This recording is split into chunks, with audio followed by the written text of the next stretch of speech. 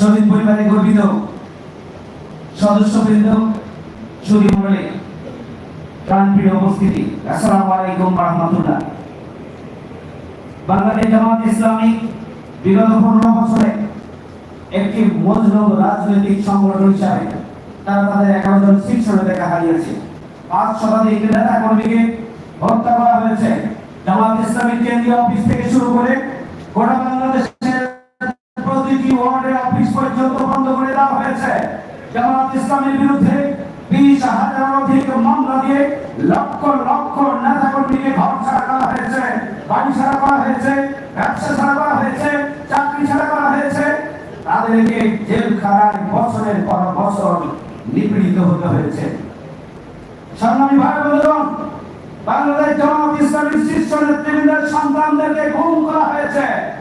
বাংলাদেশ জামাত ইসলামীকে তাদের নিবন্ধন কেড়ে নেওয়া হয়েছে, তাদের প্রতি নিবন্ধন কেড়ে নেওয়া হয়েছে। জামাত ইসলামীকে নিষিদ্ধ করা হয়েছে।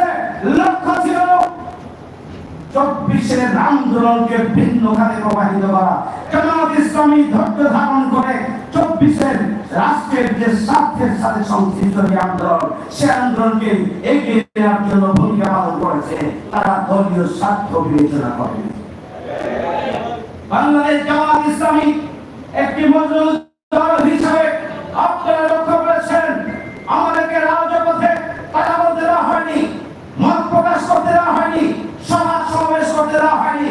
কিন্তু জামাত শিবিরের নেতা কর্মীরা আধিপত্যবাদীদের ষড়যন্ত্রকারীদের বিরুদ্ধে, ফ্যাসিস্ট অপশক্তির বিরুদ্ধে জীবন দিয়ে এই বিগত 15.5 বছরে লড়াই সংগ্রাম অব্যাহত রেখেছে। শুধু তাই নয়, আমিরে জামাত ডাক্তার শফিকুর রহমান যেখানেই বিপদের মুসিবত, যেখানেই বন্যা, ঘূর্ণিঝড়, দুর্ঘটনা, অগ্নিসংযোগ, রোড অ্যাক্সিডেন্ট, নদী ভাঙন, আমিরে জামাত সবার আগে ছুটে গেছেন। এত জুলুমের মধ্য দিয়েও সংগ্রামী ভাই বন্ধুগণ, আমিরে জামাত বাংলাদেশের এক প্রান্ত থেকে আরেক প্রান্ত পর্যন্ত বিপদগ্রস্ত ক্ষতিগ্রস্ত মানুষকে তারা সাহায্য দিয়েছেন, পাশে দাঁড়িয়েছেন এবং এক মানবিক কার্যক্রমের জন্য তিনি গোটা বাংলাদেশে ছড়িয়ে পড়েছেন। সংগ্রামী ভাই আমার, শুধু তাই নয়, এত কিছুর পরেও 5 আগস্টের আন্দোলনে জামাত শিবির সহ এদেশের গোটা বাংলাদেশের সর্বস্তরের মানুষজন রাজপথে ছিল। জামাত এবং ইসলামী ছাত্র শিবির রাজপথে ছিল। রাজপথে থেকে একদিকে যেমনিভাবে তারা ভূমিকা পালন করেছে, অন্যদিকে আমরা ঘটনা চলাকালীন সময়ে আমরা স্বাস্থ্য সেবা নিশ্চিত করার জন্য অ্যাম্বুলেন্সের ব্যবস্থা করেছি, চিকিৎসার ব্যবস্থা করেছি। হসপিটালে আমরা ডাক্তারদেরকে বসিয়ে, স্বেচ্ছাসেবক বসিয়ে তাদের চিকিৎসার জন্য আমরা ব্যবস্থা গ্রহণ করেছি। তাদের কাফনের জন্য আমরা পদক্ষেপ গ্রহণ করেছি জামাত ইসলামী বাংলাদেশের পক্ষ থেকে। শুধু তাই নয়, প্রতিটি শহীদ পরিবারের কথা আপনারা শুনেছেন। প্রত্যেকটি শহীদ পরিবারের কাছে আমরা পৌঁছেছি। গোটা বাংলাদেশে আমার মনে হয় জামাত ইসলামী ছাড়া আর কারো পক্ষে এটি করা সম্ভব হয় না। আমরা আহত পরিবারের জন্য আমরা বাড়িতে বাড়িতে ছুটে গিয়েছি। হসপিটালের বিলগুলোকে পর্যন্ত আমরা নিজেরা পরিশোধ করেছি। এর সাথে 1 মাস পরে এরকম বেশ কয়েকটি হসপিটাল রয়েছে। আমরা শহীদ পরিবারের পাশে ছিলাম। জামাত ইসলামী একটি মজলুম দল হিসাবে শহীদ পরিবারের পাশে ছিল, আছে এবং থাকবে। আজকে আমি জামাত ইসলামী আমিরে জামাতকে অভিনন্দন জানাতে চাই। আপনি আজকে জাতির পক্ষ থেকে, এদেশের মানুষের পক্ষ থেকে যে উদ্যোগটা গ্রহণ করেছেন, আপনার সরাসরি তত্ত্বাবধানে আজকে 10 খণ্ডের শহীদদের স্মারক তৈরি হয়েছে। আজকে উন্মোচন হবে বড়। আগামী দিনের 13 জন শহীদ এখন রয়েছে। আরো যত শহীদ আসবে সবটাই এই সংগঠনের সাথে সম্পৃক্ত হবে। ইতিহাসের সাথে শহীদদের সম্পৃক্ততা আজকে আরো সুদৃঢ় হলো। শহীদদেরকে ভুলে যাওয়ার কোনো সুযোগ নেই। আগামী দিনে বাংলাদেশ জামাত ইসলামী শহীদদের বিচার নিশ্চিত করার জন্য ভূমিকা পালন করবে ইনশাআল্লাহ। আগামী দিনে বাংলাদেশ জামাত ইসলামী আহত এবং পঙ্গুত্বের জন্য, তাদের সুরক্ষার জন্য, আত্মনির্ভরশীল হিসেবে দাঁড়ানোর জন্য জামাত ইসলামী পদক্ষেপ গ্রহণ করবে। আগামী দিনে বাংলাদেশ সার্বিক পদক্ষেপ গ্রহণ করবে ইনশাআল্লাহ। সবাইকে ধন্যবাদ। আল্লাহ হাফেজ। বাংলাদেশ জিন্দাবাদ। বাংলাদেশ জামাত ইসলামী জিন্দাবাদ। সম্মানিত সুধী মণ্ডলী, এ পর্যায়ে আমাদের সামনে বক্তব্য রাখার জন্য অনুরোধ করছি বাংলাদেশ জাতীয় হিন্দু মহাজোটের সম্মানিত মহাসচিব অ্যাডভোকেট গোবিন্দচন্দ্র প্রামাণিক সম্মানিত অতিথিকে বক্তব্য রাখার জন্য অনুরোধ করছি।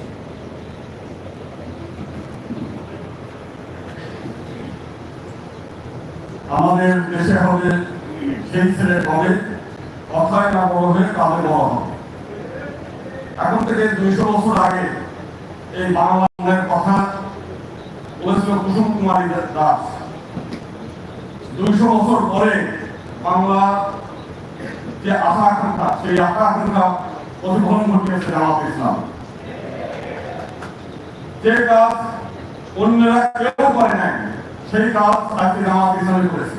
আজকে শহীদের যে স্মৃতি, সেই স্মৃতির বই রচনা করা উচিত ছিল সরকারের, অন্য বড় দলে তাদের পাশে দাঁড়ানোর কথা ছিল অন্যান্যদের, কিন্তু সেই কাজটা তারা করেনি। শুধু তাই না, বাংলাদেশে যদি অসাম্প্রদায়িকতার নামে, সেকুলারিজমের নামে বহু ঘটনা আমি দেখেছি, কিন্তু বাস্তবতা হচ্ছে জামাত ইসলাম যে কার্যক্রম করেছে তার কাজ প্রমাণ করে যে একমাত্র বাংলাদেশ জামাত ইসলামই বাংলাদেশের একমাত্র সাম্প্রদায়িক দল, সেটা তারা প্রমাণ করেছে। শুধু আজকে না, অতীতে আমরা দেখেছি বাংলাদেশের উত্তরবঙ্গে হিন্দু তীর্থযাত্রীরা জলে ডুবে মারা গেছে। তাদেরকে আমরা জানার আগেই তারা তাদেরকে সাহায্যের হাত বাড়িয়ে দিয়েছে, তাদেরকে সেই ব্যবস্থা করেছে। আজকে আমাদের এই দেশের রাজনীতির কথা শুনলে মানুষের মধ্যে এই রাজনীতি করেন না। বাংলাদেশের মানুষ সেবক চায় এবং জামাত ইসলামী জনগণের সেবক হিসেবে সেই কাজগুলো করছে। প্রচলিত ধারা যে রাজনীতি, সেই রাজনীতি মানুষ এখন চায়। এখন মানুষ খুব বিরোধ হয়ে আছে যে এই দেশ সব সংগঠনকে দেখেছে, এই দেশের আলেম ওলামাদের দ্বারা, ধার্মিক লোকদের দ্বারা এই দেশ একটা দেশ পরিচালনা হোক, সেটা চায়। এবং আমরা চাই আগামী দিনে জামাত ইসলামের নেতৃত্বে এই দেশ পরিচালিত হবে। রাজনৈতিক ক্ষমতা না, তারা দেশের সেবা করে ইতিমধ্যে প্রমাণ করেছে যে দেশের জনগণের আমরা সেবা করতে চাই, সেবা করেন। ক্ষমতা তাদের কাছে বড় চাওয়া না, সেটা অলরেডি প্রমাণ করে দিয়েছে। এবং এই দেশ স্বামী প্রণবানন্দ বলছেন যে এটা হচ্ছে নীতি, আদর্শ এবং ধর্ম আধ্যাত্মিকতার দেশ। আমরা চাই এই দেশ ধার্মিক লোকদের দ্বারা পরিচালিত হোক, এই দেশ আধ্যাত্মিক লোকদের দ্বারা পরিচালিত হোক, তাহলে এই দেশ সৎ এবং আদর্শ মানুষ গড়ে উঠবে। আমরা জামাত ইসলামের আগে 2 জন মন্ত্রীকে দেখেছি যে তাদের মধ্যে নানা অভিযোগ থাকতে পারে, কিন্তু তাদের মধ্যে দুর্নীতির অভিযোগ আসে নাই। আমি আজকে আপনার কথা একজন বলছিল যে একজন চোর, সে চোরও চায় না যে তার মনের মধ্যে আরো 2টা চোর থাকে, অসৎ লোক থাকে, কারণ তার চুরি করার জন্য চুরি না হয়ে যায়। তো সেই কারণে বাংলাদেশের প্রতিটি মানুষ তার যে একটা সৎ আদর্শ এবং সৃষ্টিকর্তার আইন দ্বারা দেশ পরিচালিত হবে, সেটা চায় এবং আমরা সেই দিনের অপেক্ষায় আছি। ধন্যবাদ।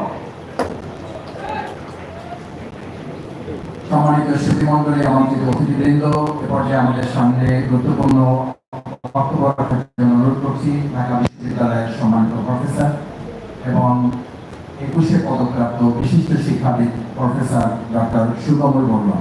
তিনি তার গুরুত্বপূর্ণ বক্তব্য রাখছেন।